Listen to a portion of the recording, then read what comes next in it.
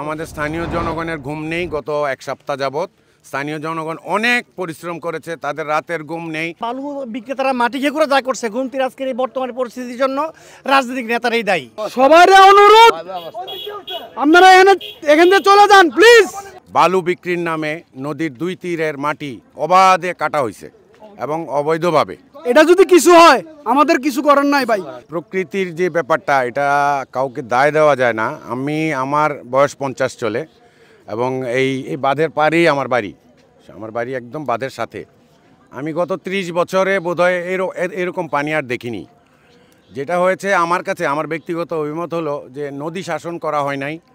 বালু বিক্রির নামে নদীর দুই তীরের মাটি অবাধে কাটা হয়েছে এবং অবৈধভাবে। Redmi 13 স্টাইল বানাই দুনিয়া কাঁপায়। অবৈধভাবে কাটা হয়েছে এবং চরমভাবে নদীটাকে জোর জবরদস্তি করে নদীর অবনতি ঘটাইছে প্রচুর দুই পারে, যার কারণে বাঁধ পর্যন্ত আজকে পানি আসতেছে এবং বাঁধ চুইয়ে শহরের দিকেও পানি যাচ্ছে। এটাও একটা কারণ। আর উজানে প্রচুর বৃষ্টিপাত হয়েছে, যার কারণে দেখা গেছে আমাদের পার্শ্ববর্তী দেশ হয়তো সুইচ গেট ওপেন করে দিয়েছে, তাদের ওখানেও বন্যা হয়েছে। আসলে আমরা ভাটির দেশ, দোষ দিয়েও লাভ নেই। ভাটির দেশ, তারাও বন্যার কারণে কবলিত। তাদের সুইচ গেট ছেড়ে দেওয়ার কারণে আমরা বন্যা কবলিত হয়ে গেছি। আর গুমতি নদীর সংস্কার, যেটা ড্রেজিং করা উচিত ছিল, এটা আমরা গত 20 বছর যাবতই শুনছি যে ড্রেজিং করা হবে। নদী তার নাব্যতা হারাইছে। নদী যদি নাব্যতা হারায় তাহলে কি হয়? রিভার বেডে পানি ধারণ ক্ষমতা থাকে না। নদীর পানি ধারণ ক্ষমতা বলতে গেলে শূন্য।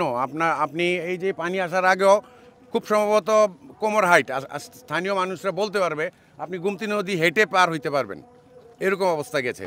তো সব মিলিয়ে আসলে একটা তো হলো যে প্রাকৃতিক দুর্যোগ, যেটার উপর আসলে কারো হাত নাই। পার্শ্ববর্তী দেশের পানিও আছে, এটা আমি এটা রাজনৈতিক কোনো কিছুই বলবো না। আমি বলবো যে এটা ন্যাচারাল একটা ডিজাস্টার। ওরাও তো হচ্ছে, আমরা জানি ত্রিপুরাতে অনেক মানুষ মারা যাচ্ছে, যার কারণে এখানে ডুম্বুরিয়া বোধহয় একটা ওদের স্লুইস গেট আছে, স্লুইস গেটও ওপেন করে দিয়েছে। আমাদের স্থানীয় জনগণের ঘুম নেই গত এক সপ্তাহ যাবৎ। স্থানীয় জনগণ অনেক পরিশ্রম করেছে, তাদের রাতের ঘুম নেই। কিছু মানুষ যারা গুমতি তীরে ছিল, তাদের তো বাড়িঘর সব পানির নিচে। তারা পার্শ্ববর্তী মানুষের সহায়তা নিয়ে আত্মীয় স্বজনের বাসায় গিয়ে রাত্রি যাপন করছে।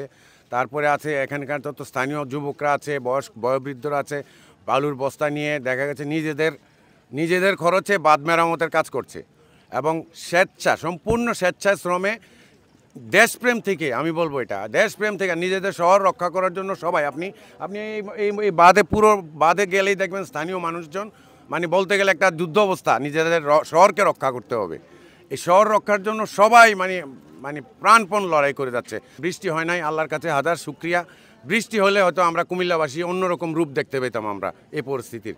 তো আল্লাহর কাছে হাজার শুকরিয়া যে আমরা আসলে ওইরকম কঠিন কিছুর মধ্যে পড়তে নেই। তারপরও যেখানে বন্যা কবলিত অঞ্চল আছে, আমাদের স্থানীয় অনেক মানুষ ওখানে গিয়ে সাহায্য সহযোগিতা করছে, প্রশাসনও করছে।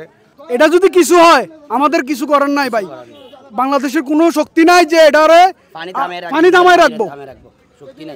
আর মানুষের কারণে আমরা কাজ করতে পারতেছি না। সকাল থেকে কাজ করতেছি কিন্তু আমরা কাজ করতে পারতেছি না ভাই। সবার অনুরোধ, আপনারা এখান থেকে চলে যান প্লিজ। বালু বিক্রেতারা মাটি খেয়ে করে যা করছে ঘুমতির আজকের এই বর্তমানে পরিস্থিতির জন্য রাজনৈতিক নেতারাই দায়ী। মূল কথা, রাজনৈতিক নেতারাই দায়ী। অবৈধভাবে বালু উত্তোলন করা হয়েছে, যেখানে প্রশাসনও চেষ্টা করে শেষ করে রক্ষা করতে পারে না। পানি উন্নয়ন বোর্ডে যথেষ্ট তদারকি নাই। বালু কাটতে দিয়ে দিক দিয়ে কাটিয়ে তার নিজস্ব সুবিধা মতো জায়গায় দিয়ে কাটে। এই জন্য গুমতি নদীর নাব্যতা আজকে হারাই ফেলছে।